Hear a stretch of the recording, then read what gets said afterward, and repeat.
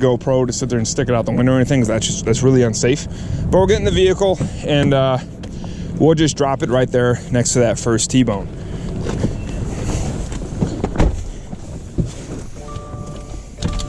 And when I'm doing this, of course, I'm going to sit there and look out the window. I want to be very careful that my bed is not oily and greasy. If it was oily and greasy, I probably would be winching this vehicle up versus driving it, because as soon as I put it in park, there is potential that this whole thing would just slide backwards. Luckily, that's never happened to me, but I'm sure it's happened to people.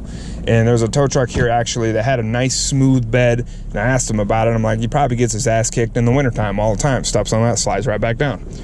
So here we go. I'm just gonna look out the window, make sure I don't hit that chain. Oh yeah, I forgot I had my hitch on the back.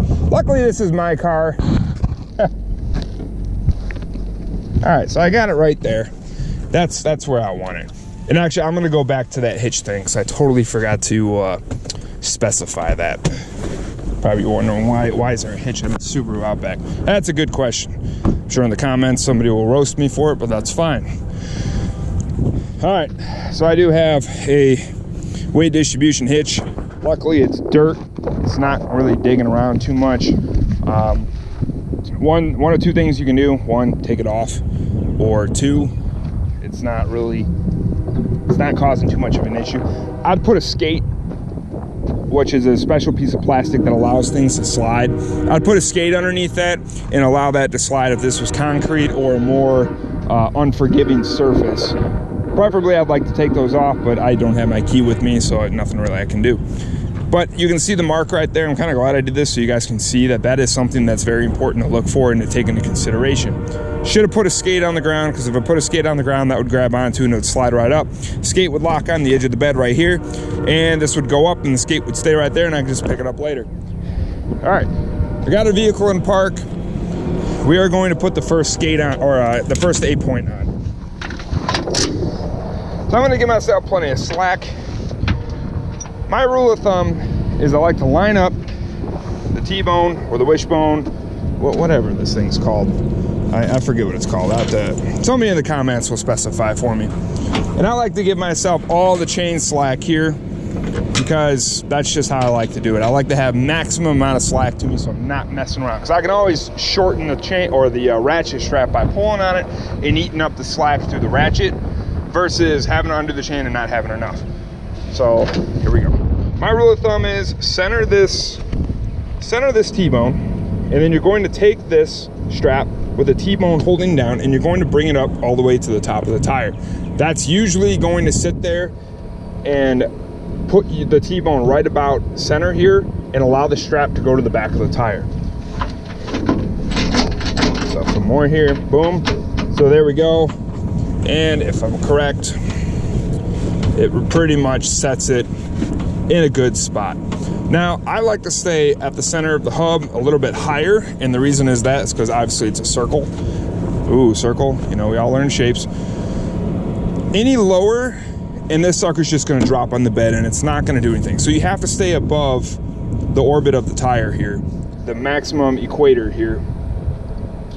You have to stay above, or else this will just drop on the ground and it becomes absolutely useless. So here we go. Cool, that's looking pretty good.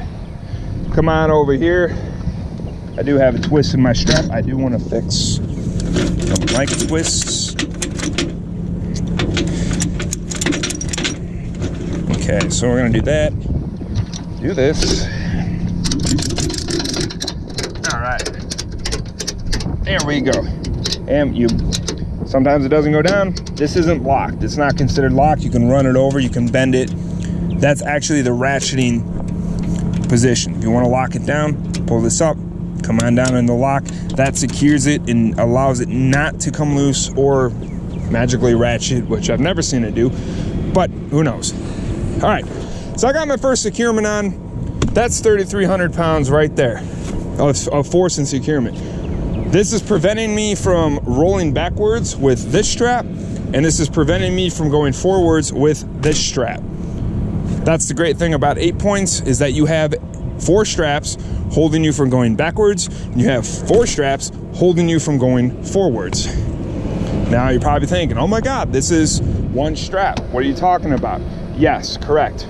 This is one strap. But the force of going back and forth, this is where it's going to pull. And it's pulling on these points, and that's why they're called 8-point straps. So now we're ready to bring our car up. I got one safety strap on. I can level out my car, and I can go around and do the rest of them. To do that, I want to get the back of the vehicle off. Otherwise, it's just going to scrape and sound like this. And that sounds absolutely terrible. Don't want to do that. Sounds unprofessional. You're just going to chew up the bottom of your bed. So we're going to sit there and get the back of the bed off the ground. We have the weight on our stability, on our down riggers or stability parts of the frame here. And we are just going to bring the vehicle up. A little bit of vibration, no big deal.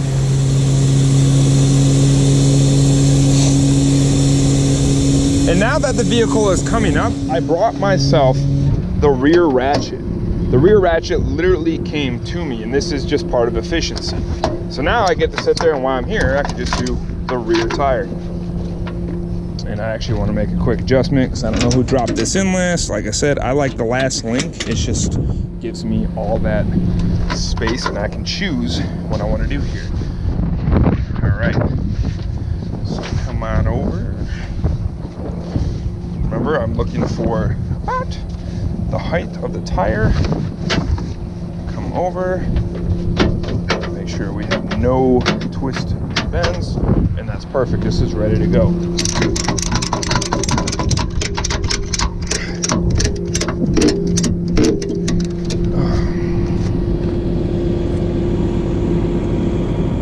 Hello. Hello. I'm loading up the car. You're looking right at me. I could have came up there and got you. Okay. No worries. Okay, see you in a minute. Alrighty. So now we're gonna do the same thing for the other, I'm gonna have to edit out that phone call. The other corners here. I'm gonna do the front one last so I can bring it down. And I'm going to do the back one first because we are already here.